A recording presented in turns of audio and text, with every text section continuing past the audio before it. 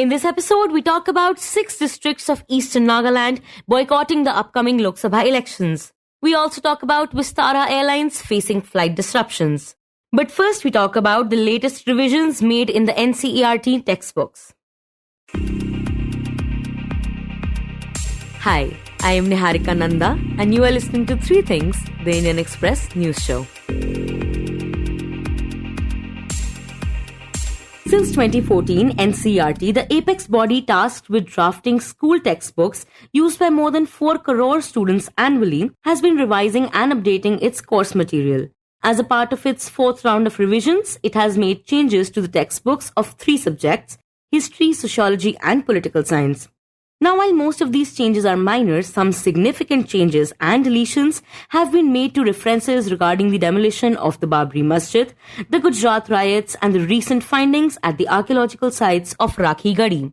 To know more about these changes, my colleague Shashank Bhargav speaks to the Indian Express's national education editor, Ritika Chopra. Ritika, let's begin by talking about the changes related to the Babri Masjid. Now, to give some context, the only textbook that talks about this in detail is the Class 12 political science textbook. In its last chapter, it's talking about major political developments after independence, the decline of the Congress, the Mandal Commission, the economic reforms, assassination of Rajiv Gandhi, and of course, the Ayodhya dispute that led to the Babri Masjid demolition. So talk about what these changes have been. So the chapter has 3 pages which are dedicated to the Ayodhya dispute. Outside of these 3 pages, there are 3 references to the Babri Masjid demolition. The first one is in the summary of the chapter. Every NCERT textbook has a summary right in the beginning, giving students an idea of what they would cover in a chapter. And from the summary, the demolition of the Babri Masjid has been dropped. Secondly, this is also in the initial pages of the book, where again the authors are talking about the 4 or 5 major political events post-independence which shaped India's politics. It talks about again the Babri Masjid demolition. That paragraph has been recast in a way that it no longer mentions it. In fact, it talks about certain political changes as opposed to the earlier paragraph which spoke about the Ram Janmabhoomi movement, which eventually led to the demolition of the masjid in 92.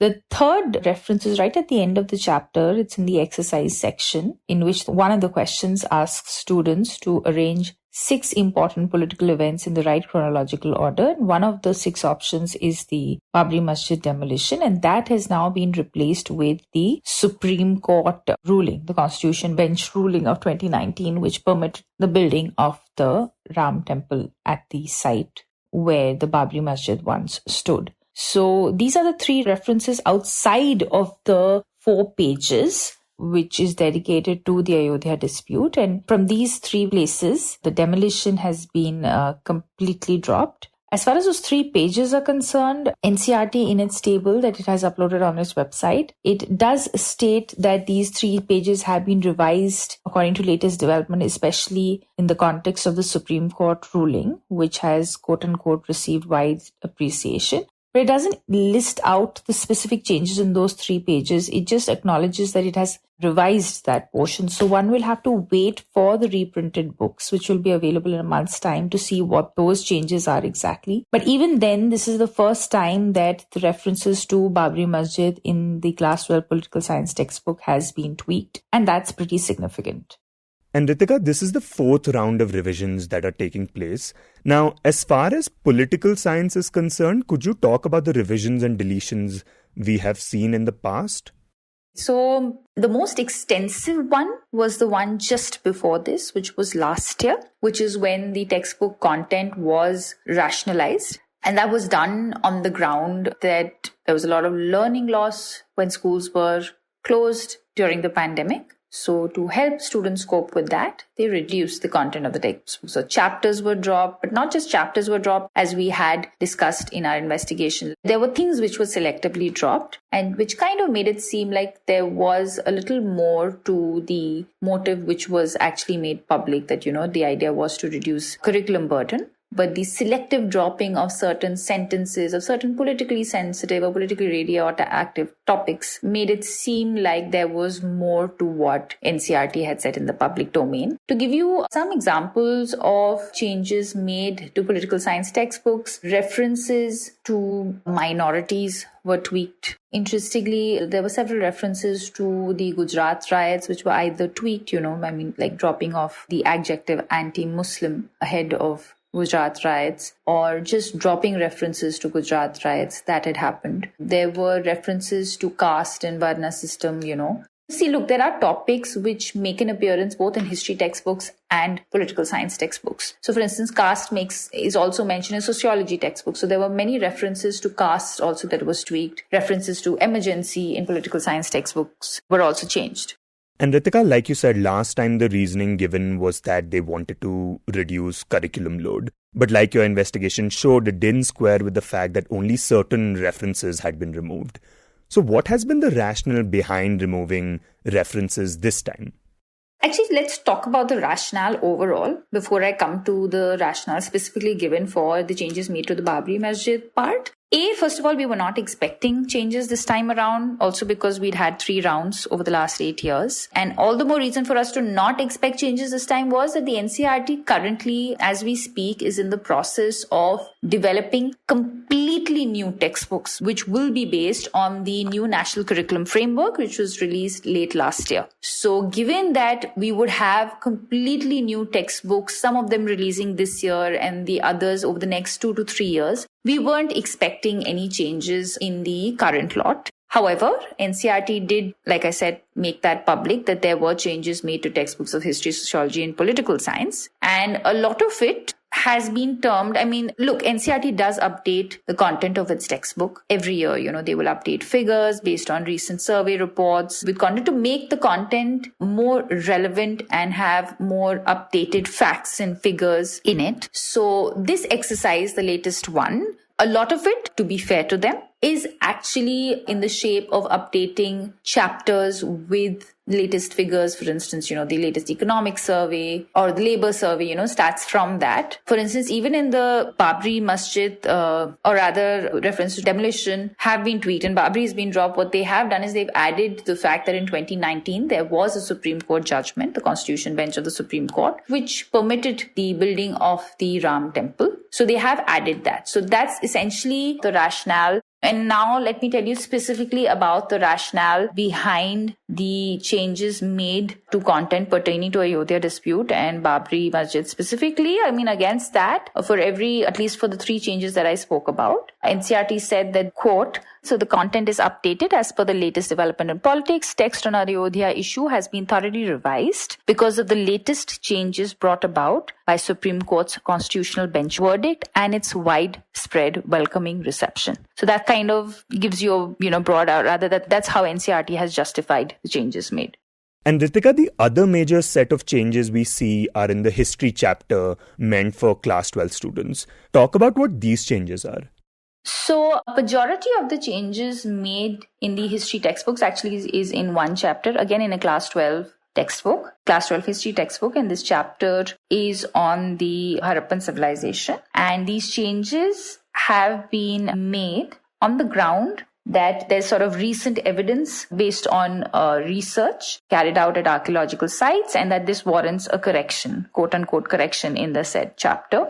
That, of course, is the ground. But to kind of take you through some of the changes made, and it's interesting, broadly has 3 themes. One, of course, is to state that the recent archaeogenetic research, which was carried out at Rakhigadi site, that has been quoted to essentially emphasize the continuity of, or to kind of emphasize that, look, the Harappan Valley civilization remained unbroken, that it was continuous and it lasted for 5,000 years. So that's one thing that the NCERTs tried to emphasize. The other is to say that the Harappans have practiced some form of democratic system. And the third is, in fact, this is the most extensive change made in this chapter, where it's added 3 new paragraphs, again, on the recent DNA study at Rakhigadi, which is in Haryana, and mainly say that the Aryan immigration or the Aryan migration theory is incorrect and that the Harappans were indigenous people of this region. Right, and we know that the Aryan invasion theory has been very contentious. For instance, a number of Hindu and right-wing groups have been arguing that the Aryans were not invaders, but were native to this land. So we have to keep in mind that context as well. But talk about the other changes that have been made this time, besides the ones related to Babri Masjid and Rakhi Gadi. So, of course, aside from that, the Harappa bit, there are other changes as well. They are smaller, but again, interesting. To just give you one example, in the class 6 history textbook titled Tribals, Tikus and Vision of a Golden Age, it talks about Birsa Munda's opposition to missionaries and quote-unquote Hindu landlords. So here the word Hindu has been dropped. And this change has been justified, saying that this reflects the diverse social backgrounds of landlords of the time. Essentially to say that it's not just Hindu landlords, but maybe landlords of all social backgrounds that he was opposed to. Just to give you another example, in fact, 2 references to the Sardar Sarovar Dam built on the Narmada River have been tweaked. One, in fact, has been dropped, saying it's not a recent example, so hence no longer relevant. It's been dropped. And interestingly, there's another, in the class 12 sociology textbook, in its 5th chapter, there was a sentence which kind of, citing the example of Sardar Sarovar Dam, says that it led to the displacement of thousands of Adivasis, driving them to greater destitution. So that sentence has been tweaked to drop the greater destitution part. So the sentence ends at displacing hundreds of thousands of Adivasis. And finally, the other deletion that has made a lot of news is regarding the 2002 Gujarat carnage in which mainly Muslims were killed. Talk about the change that has been made to that reference. So, for the last 5 years, references to the Gujarat riots are being slowly dropped. So there is another reference to the Gujarat riots that has been tweaked. That part said that, over 1,000 people were killed, mostly Muslims. So the mostly Muslims part has been dropped to say that and it's been justified by NCERT, saying that these riots affected people of both communities and it would be unfair to state that it affected just one community.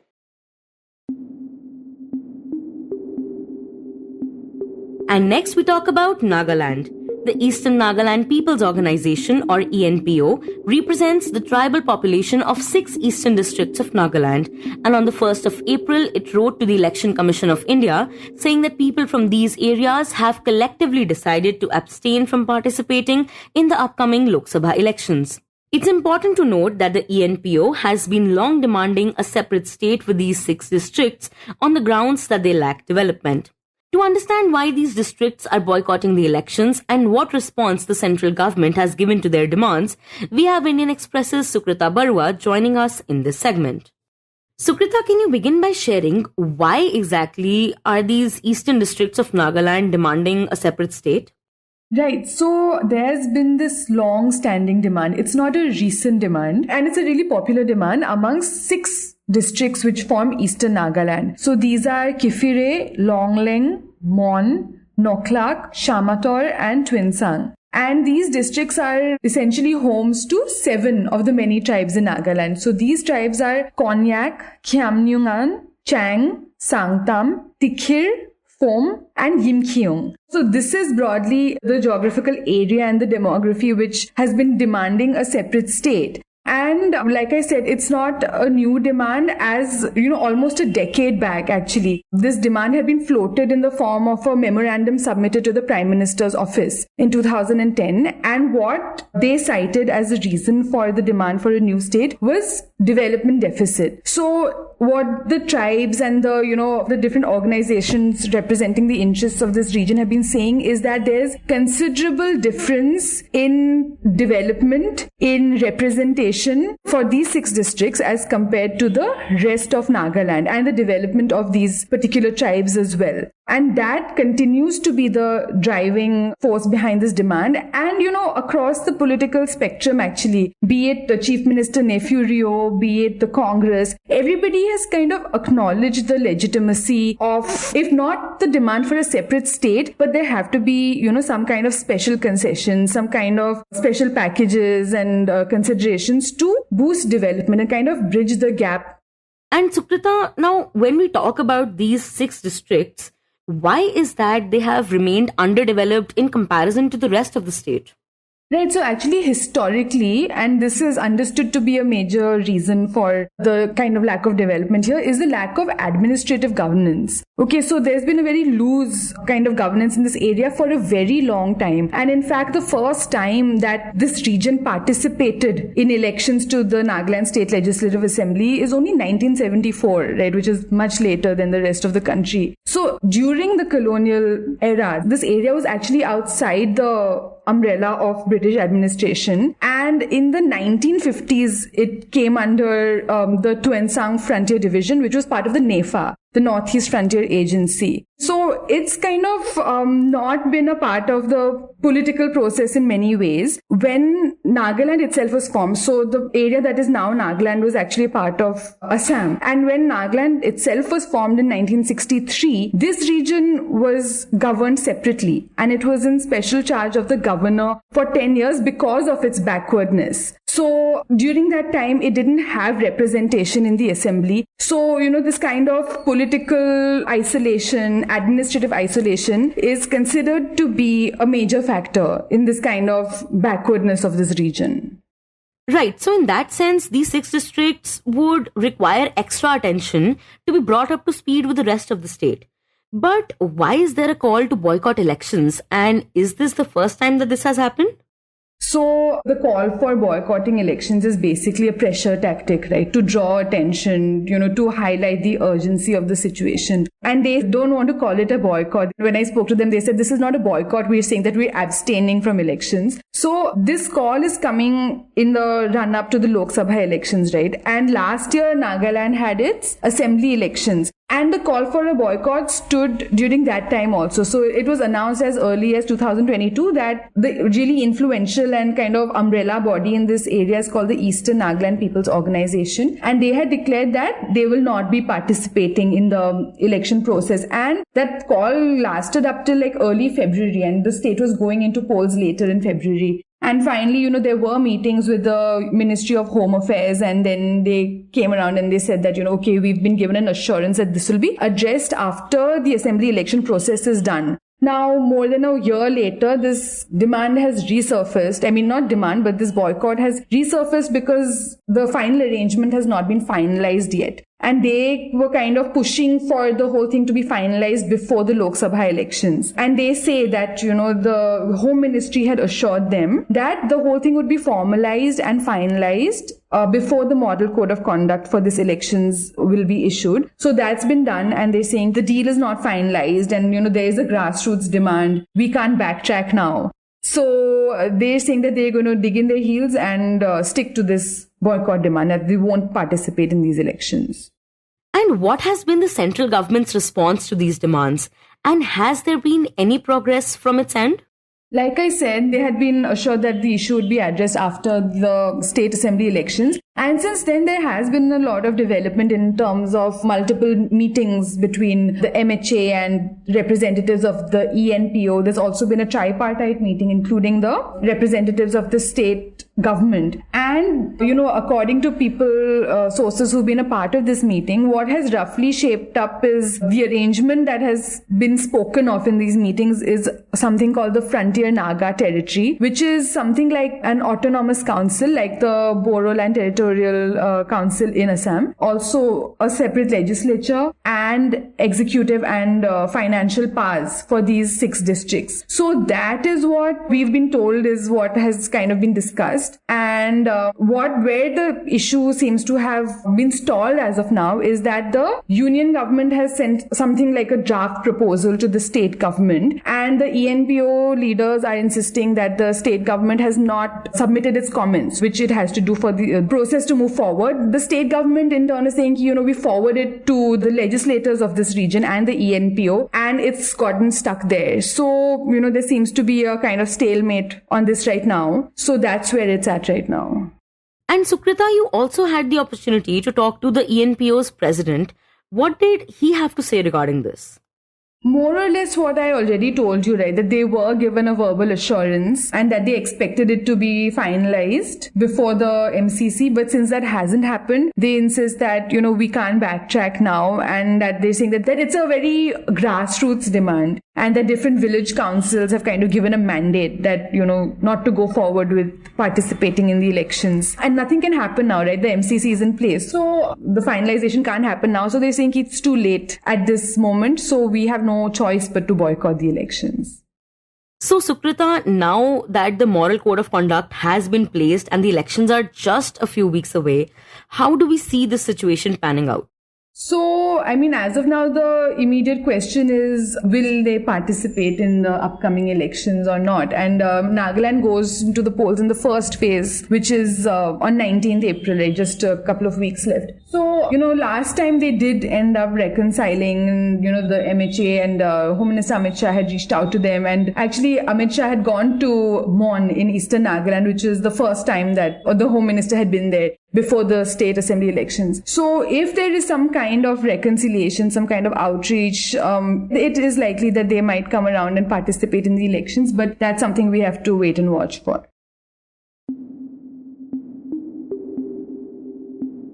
And in the end, we talk about the Vistara Airlines. After facing significant flight disruptions due to the non-availability of crew, Vistara Chief Vinod Kannan said that the airlines will look into reviewing the current rostering system after discussions with the pilots, and emphasized that there has not been an unusual spike in attrition. The Tata Group Airlines, which is in the process of getting merged with Air India, has temporarily reduced flight operations to ensure the availability of adequate pilot buffer and expects the situation to normalize by May. A stretched roster on account of high utilization of pilots is the key reason for the recent disruptions, according to the airline, while there are also concerns among a section of the pilots about the new contract that will also result in pay revision. In an interview with the PTI on Friday, Kannan addressed these issues and said that during a town hall with pilots, some concerns were raised around rostering, and pilots were told that the airline would look at how the rostering process can be reviewed. The Vistara chief said, quote, "We are going to go back to the pilots to seek their views and inputs to see how the rostering system is working and what their thoughts are, whether they should be amended, whether they should be improved. So that dialogue will take place. Obviously, we cannot have different rostering systems for different groups of pilots. We will have to adopt the one that the majority are okay with. So we are working on that." Unquote. For the roster for May, he said that the airlines will try and incorporate some of the feedback from the pilots to the extent possible. As to some first officers quitting and joining other carriers, he said that the airlines has not seen any unusual spike in attrition. Recently, around 15 first officers left the carrier. In a statement on Saturday, Kannan said that more than 98% of the pilots have signed the new contract. While talking about whether or not the pilots are facing uncertainties due to the proposed merger with Air India, Kannan on Friday stressed that the merger is just about scale and growth. The merger between Air India and Vistara, which is jointly owned by Tata's and Singapore Airlines, is expected to be completed by mid-2025. Vistara is jointly owned by Tata's and Singapore Airlines. You were listening to 3 Things by the Indian Express. Today's show was edited and mixed by Suresh Pawar and produced by Shashank Bhargav and me, Niharika Nanda. If you like the show, then do subscribe to us wherever you get your podcasts. You can also recommend the show to someone you think will like it. Share it with a friend or someone in your family. It's the best way for people to get to know about us. You can also tweet us at Express Audio and write to us at podcasts@indianexpress.com.